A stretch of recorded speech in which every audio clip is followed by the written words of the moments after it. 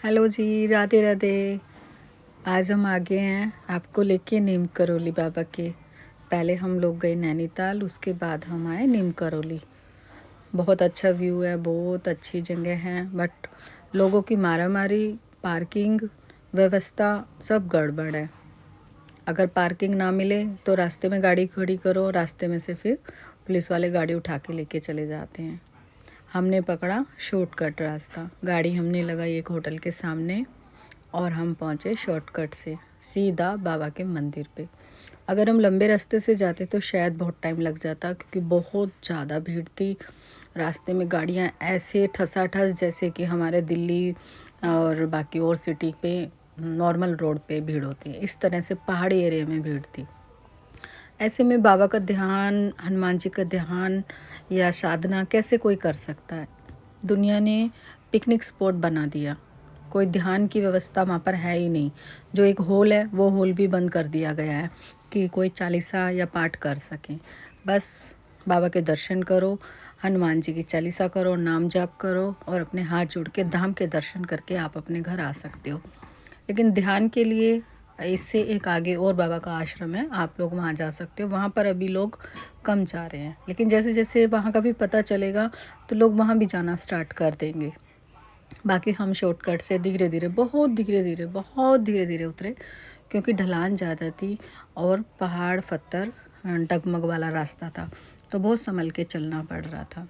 जैसे तैसे करके हम इस रास्ते को पार कर गए और बिल्कुल नीचे आ गए। जैसे ही नीचे उतरेंगे 2-4 कदम पर ही बाबा का मंदिर दिखाई दी जाएगा।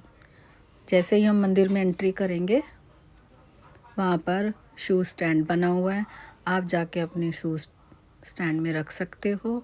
अंदर फ़ोन अलाउड नहीं है, लेके जा सकते हो, बट साइलेंट मोड पे डाल के बाबा के मंदिर में आप दर्शन के लिए जा सकते हो। बेल्ट, पर्स, कोई भी चमड़े की चीज़ है जो आप अपनी गाड़ी में, गेस्ट हाउस में रख कर जाओ और बाबा के दर्शन करो।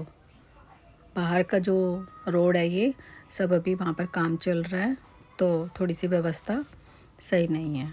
बाकी दर्शन करो, प्रसाद लो और अपना जो प्रसाद लेके जाते हो वो छुआ के अपने घर ले आओ। हमने वहाँ पर दर्शन किए और दर्शन करके वहाँ पर चने का प्रसाद मिलता है, वो चने का प्रसाद लिया और हम वापस ऊपर की साइड आ गए।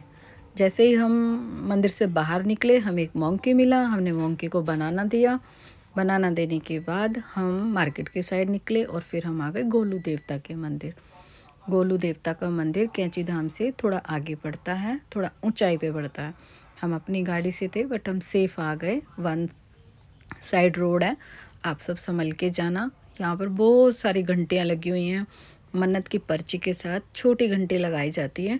जो प्रसाद हमें नीचे दुकान से मिल जाता है, एक पेन और एक पेपर भी मिलता है जिस पे हम अपनी मन्नत लिखते हैं। चाहे तो नीचे दुकान पे बैठ के लिखो, चाहे आप ऊपर आके मंदिर पे लिखो। गोलू देवता को न्याय का देवता माना जाता है। ये भैरव बाबा और भोलेनाथ के अंश बताए जाते हैं कि जो सभी मनोकामना पूर्ण करते हैं। तो जैसे ही छोटी घंटी लगाई जाती है मन्नत की पूरी होने के बाद लगाई जाती है बड़ी घंटी मन्नत पूरी होने की। तो यहाँ पे सैकड़ों की संख्या में छोटी घंटी भी लगी हुई हैं और सैकड़ों की संख्या में बड़ी घंटी भी लगी हुई हैं, जो कि हमारी एक विश्वास दिलाता है कि जितनी मन्नत की बंधी हुई है उतनी मन्नत पूरी होने की भी लगी हुई है। हम लोग ने वहाँ पे गोलू देवता के दर्शन किए और जब हमने एंट्री की तो गोलू देवता की आरती स्टार्ट हो गई थी। हमें ये देखकर अच्छा लगा कि हमारे पहुँचने पे आरती स्टार्ट हो गई। फिर हमने वहाँ की परिक्रमा की और काली माता के दर्शन किए।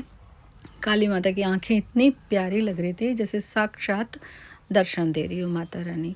वहीं पर एक भैरव बाबा का मंदिर है, वहाँ पर जो चने का चावल का प्रसाद मिलता है उससे वो उतारा करते हैं, झाड़ा लगाते हैं।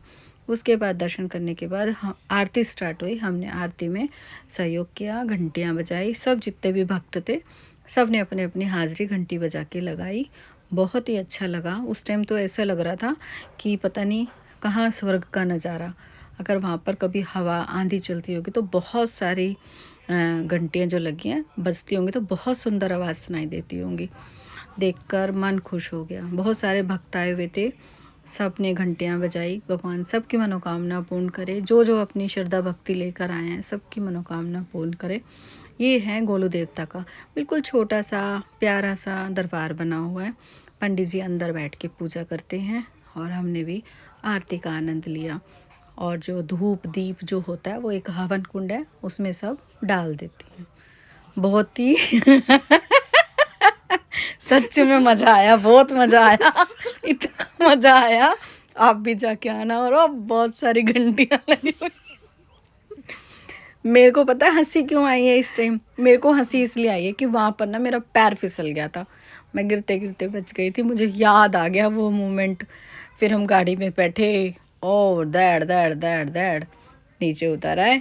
बच्चे कह रहे थे हमें जाना है टी गार्डन। मैं कहा कोई टी गार्डन नहीं है, चलो नीचे। हम आ गए नीचे। फिर हमने पकड़ा भीमताल का रास्ता और हम धीरे धीरे धीरे धीरे चलते चलते भीमताल की ओर चले गए। भीमताल भी बहुत अच्छी जगह है, उसके बारे में नेक्स्ट वीडियो